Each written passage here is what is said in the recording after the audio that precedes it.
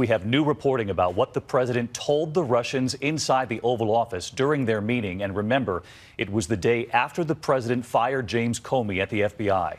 Tonight, the New York Times first reporting that the president said, "I just fired the head of the FBI. He was a nut job."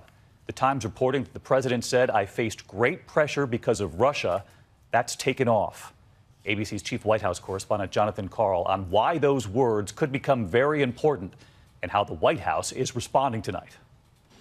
As President Trump boarded Air Force One for his first overseas trip, another shoe in the Russia story was about to drop.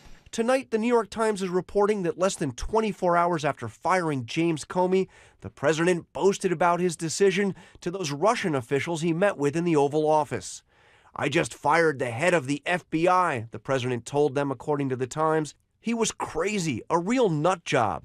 Images of the extraordinary conversation between the American president and Russia's foreign minister and ambassador were captured by a photographer for the Russian government who was allowed into the room.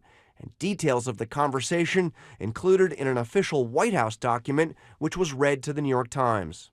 Trump has acknowledged Russia was on his mind when he fired the FBI director. When I decided to just do it, I said to myself, I said, this Russia thing with Trump and Russia is a made-up story. The Times reports that the day after firing Comey, the president told those Russian officials, "I faced great pressure because of Russia. That's taken off," adding, "I'm not under investigation." In the same meeting, Trump also shared sensitive intelligence with the Russians.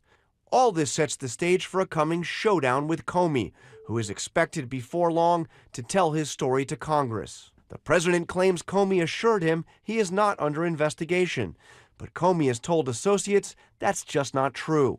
Comey has also told associates that Trump even asked him to drop the investigation into former National Security Advisor Michael Flynn. Did you at any time urge former FBI Director James Comey in any way, shape, or form to close or to back down the investigation into Michael Flynn? And also, as you look back... No. Next question.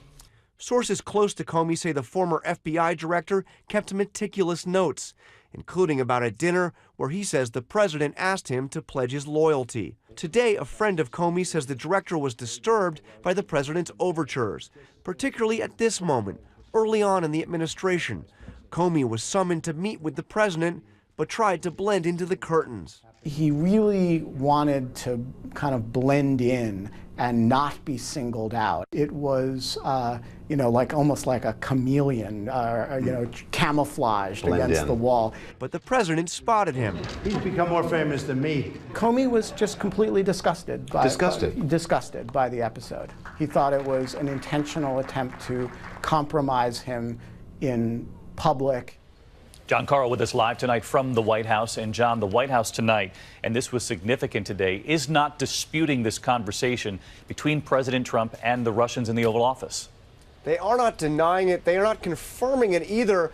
But White House Press Secretary Sean Spicer has responded with a lengthy statement that condemns Comey, actually criticizing him for hurting relations with Russia. Spicer says, quote, "The president has always emphasized the importance of making deals with Russia. By grandstanding and politicizing the investigation into Russia's actions, James Comey created unnecessary pressure on our ability to engage and negotiate with Russia." David? John Karl live at the White House, who will then be traveling with the president. John, our thanks to you.